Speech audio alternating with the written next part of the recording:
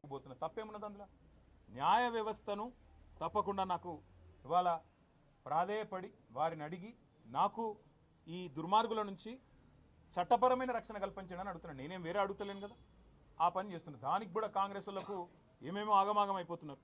ఇక కొంతమంది మంత్రులు అయితే వాళ్ళే న్యాయమూర్తులు అయిపోతున్నారు, వాళ్ళే శిక్షలు వేస్తున్నారు, వాళ్ళే చెప్పేస్తున్నారు నెక్స్ట్ ఏం జరగబోతుంది, ఇదేమవుతుంది అదేమవుతుంది. వాళ్ళకి నేను చెప్తా ఉన్నా, ట్రయల్ మీడియాలో జరగదు, ట్రయల్ సెక్రటేరియట్లో జరగదు, ట్రయల్ మంత్రుల పేషీల్లో జరగదు, ట్రయల్ న్యాయస్థానాల్లోనే జరుగుతుంది. గతంలో మీరు ఇట్లాంటివి అనుభవాలు ఎదుర్కొన్నప్పుడు మీరు కూడా కోర్టుకే పోయినారు, మేము కూడా ఇప్పుడు కోర్టుకే పోతున్నాం. దానికి ఇంత గగురుపాటు ఉలికిపాటు ఎందుకో మంత్రులకు నాకు అర్థం కావడం లేదు. మళ్ళా చెప్తా ఉన్నా, అర పైసా అవినీతి కూడా జరగలేదు, రూపాయి అవినీతి కూడా జరగలేదు. మళ్ళీ చెప్తా ఉన్నా, తెలంగాణ కోసం, తెలంగాణ ఇమేజ్ను ఆకాశం అంత ఎత్తుకు తీసుకుపోవడం కోసం భారతదేశంలో మాత్రమే కాదు ప్రపంచ పటంలో హైదరాబాద్ని ఒక విశ్వనగరంగా ప్రతిష్ఠించడం కోసం తీసుకున్న నిర్ణయం తప్ప ఏమీ ఆశించి కానీ మీలాగా ఏదో వెనకాల గూడుపుటాన్ని చేసుకొని చేసిన పని కానే కాదు.